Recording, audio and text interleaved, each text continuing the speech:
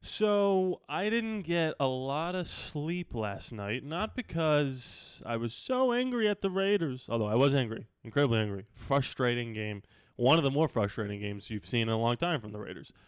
But it was more so because I was trying to figure out how to evaluate what we saw yesterday and how to come to a consensus on the Geno Smith of it all. And I've said this 1,000 times. My interest is not in the obvious. Obviously, he was terrible. Obviously, he hasn't been good for at least half the games, 3/4 of another game. He hasn't been good. Now, there's a history of him that we're going to get into in this video that shows you that he is good, and we've seen him be good this year. But I do think there's a couple things going on with him, a couple psychological, a couple physical, like in the game, that maybe might give you a little bit of hope at the end of this video. And look, if you guys want to use the comments to cope a little bit, or if you want to spread some positivity, or if you want to spread some more negativity, I'm not going to stop you from doing that because it's an absolute roller coaster to be a Raider fan. We all know this to be true, and it's just another step in a weird direction for this franchise. But if we go right into the Geno Smith of it all, and then we'll talk about the Kolton Miller situation. Geno is the type of person, to me, I don't know him, but watching the way he speaks and watching him throughout his career, he seems to be the type of person who thrives when his back is against the wall. And what do I mean by that? Not like in the game, down a touchdown, blah, blah, blah. When he came out of college, first of all, he went to West Virginia, wasn't the biggest school, so he probably didn't have a ton of offers coming out of college. He got drafted in the second round. People thought he was going to get drafted in the first round. Didn't have a great tenure with the Jets. And then he, had the job that Russell Wilson once had, and nobody thought he was going to be good, and he was awesome. Geno Smith has never played a down of football with the type of belief that this franchise put into him. Again, and just to clarify, this isn't an excuse for Geno Smith to play bad. I'm just trying to figure out why he is playing so historically bad for someone who wasn't even this bad when he was on the Jets. How did he in 4 games forget how to play football? I think, we're all human beings, and subconsciously, this is the first time a team has gone out of their way to say, hey, you are the leader of the franchise. You are the starter. And maybe it got to him a little. Just because you play in the NFL and you make a bunch of money doesn't mean you're immune to the pressure of the situation. And the reason I bring this up is because now at 1-3, and people calling for Kenny Pickett, and people calling for Derek Carr to come out of retirement, his back is against the wall. It is they wrote me off time. And I wish it didn't have to be this way. But maybe with the season basically on the line on Sunday, because to me it is. The way you look at the schedule, the season's on the line. Maybe now, with everybody back to doubting him like we always do with Geno, he can finally flip the switch. Because here's what we do know about this team. And I kind of predicted this. I said if it's one thing that we fix, then it's going to be another thing that we get mad at. Now, it's pretty obvious and clear that we should be mad at Geno. But this offensive line was really good yesterday, and I think he might be struggling to trust them right now. But after having had this game where he wasn't touched and he had all the time in the world to throw the football, maybe he'll have that trust and belief in the offensive line again. But speaking of the offensive line, I do want to take this moment to say this because, all our focus is on Geno. But everybody said fire Brendan Carroll, fire Pete Carroll, fire Chip Kelly because his offensive line was bad in weeks 2 and weeks 3.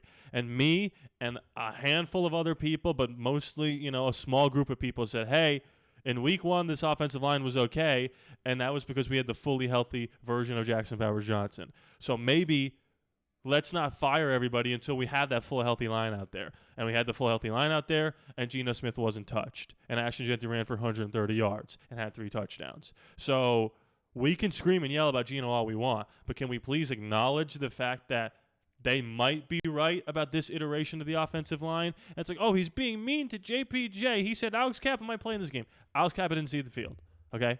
He's not going to go out and tell Ben Johnson, hey, JPJ's fully healthy and he's going to play every snap, okay? It's not Pete's responsibility to be fully transparent with the game plan, with the fans, and with the opposing teams. JPJ played every snap. He was our best or second best lineman, like most of us said he would be, and with this full healthy line in place, we should be okay. Except for the fact that Kolton Miller could be out multiple weeks. Ian Rappaport tweeted today, Kolton Miller, who limped off the field in the team's final drive, I thought he was carted off, but I'm not positive, is believed to have suffered a high ankle sprain, sources say. He's having an MRI, but that is a potentially multi-week injury. So obviously it would suck to lose him, but in my opinion, the way he was acting on the ground and having been carted off the field, I think it's probably a net positive that it's just a high ankle sprain, and we'll talk about the reconfiguration of the offensive line moving forward. If he misses like an extended like 4, 5, 6 weeks, we're in trouble. But we'll talk about how I think we should, plug and play different people moving forward. But for now, I need to tell you about the sponsor for this video, Chomps. Okay, so we're all football fans here. That's what we do here. We talk about football in the comments, in these YouTube videos all the time, and I can imagine that the large majority of people watching are also athletes in some regard, whether that's football or basketball or baseball. For me, it's a lot of basketball, it's a lot of golf, it's the occasional turkey bowl, and sometimes while I'm playing those games, before I'm playing those games, I get a little bit hungry and I need a quick, mess-free snack that's going to fill my body with the proper ingredients it needs to move forward in those activities. And I need to tell you about this thing behind me, Chomps. This is the smoky barbecue seasoned beef stick. Now, if you were with me last week, I talked a little bit about the original, but this one is a little spicy. It shows you kind of right here on the box, the spice level. It's got medium spice. This is a beef stick that's 10 grams of protein, 100 calories, and 0 sugar. On the go, grab it, put it in your backpack when you're about to play in a sporting event. I play a lot of rec league basketball, and sometimes if I can't get something to eat before the game, in the middle of the game, or I don't want to bring something that's going to cause a big mess, shout out to Chomps. If you want to learn more about them, click the link in the description below. Shout out to Chomps. I would seriously consider, and I don't think they're going to, but I would consider, at least in practice, seeing what DJ Glaze looks like at left tackle. Because at right tackle, he's okay. He's above average. I don't think I trust Stone Forsythe. He hasn't been good anywhere he's played. And I don't think... Who's the tackle? Caleb Rogers or Charles Grant? I think Charles Grant. I don't know. I don't think either rookie is ready to play right away. So it's either Forsythe or Glaze. Did I say Glaze or Grant that I put at left tackle? I meant DJ Glaze. If I said Grant, I meant Glaze. I would put Glaze at left tackle, or just try it, and maybe put Stone at right tackle. I don't trust Stone at left tackle. Not a lot of options. Look, like you can't have all-stars at every position and every backup position. Like Kolton Miller, the drop between him and the next left tackle is going to be significant. But the only thing that we have now that's positive in terms of the outcome of the Kolton Miller situation is that it wasn't an ACL. It's not going to be like a 2-month-long thing. And the running situation has vastly improved, which I think can help us lean on that a little more, because Geno Smith is one of the best play-action passers in the league. Another thing about Geno that's kind of freaking me out a little bit is that he's not throwing the ball deep. He did in week 1 and a little bit in week 2 and week 3 at the end of the game. But in this game, and we were running the ball well, so it's not like we probably didn't have chances. I mean, Trey Tucker had 6.6 yards average separation, and he only had 2 targets. I think he's like playing scared but pressing at the same time in a weird way. And we can't have Dante Thornton and Trey Tucker out there if we're not going to take shots down the field. We were spreading the ball a little bit to Jacoby and Brock in the middle of the field. But for Geno to become like what he is, he can't be afraid to throw the ball down the field. And if you're afraid to throw the ball down the field and you're still throwing picks, it's like, dude, at least throw them way down there. Because I'm telling you, if we punted on first down on the drives where he threw picks, we still would have won the game. They had 5 possessions inside the 50-yard line. 3 of them were picks. One of them was the 4th down that we didn't get, and one was a punt return because we had to punt from in our own end zone. Our defense was unbelievable yesterday, And Ashton has arrived. Everything is finally coming together. The line's okay. I know now Kolton Miller's hurt, but at least the interior of the line is solid. We're going to have to move pieces around and work around the Kolton Miller of it all. But if they could just survive the Kolton Miller injury, the pieces, you can tell we're going in the right direction moving forward here. The only issue is Geno. Now, I know people are emotional and they're calling for Kenny Pickett. That's not going to help, and that's not happening. It's more likely that Geno figures this out, this funk that he's in, than a backup coming in and playing winning football for Las Vegas. And I think most people know that.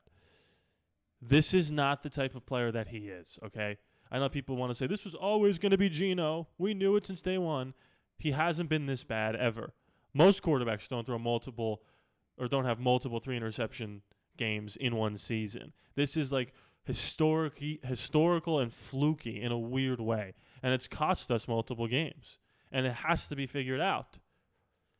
But if there's any sliver of positivity, it's knowing this. If they win Sunday against a very good Indianapolis Colts team, I feel less confident about this game than I did about the Bears game, and I wasn't confident about the Bears game either. We should have won by 30. If they find a way to somehow win that game, crazier things have happened.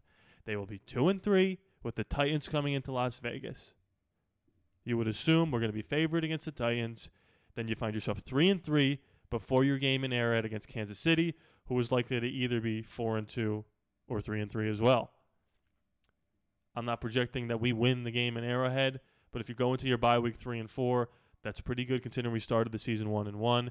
If you go into Arrowhead 3-3 and the Chiefs are 3-3 and Genti's had multiple 100-yard games and Geno's sort of come back down to reality here, the season still has water.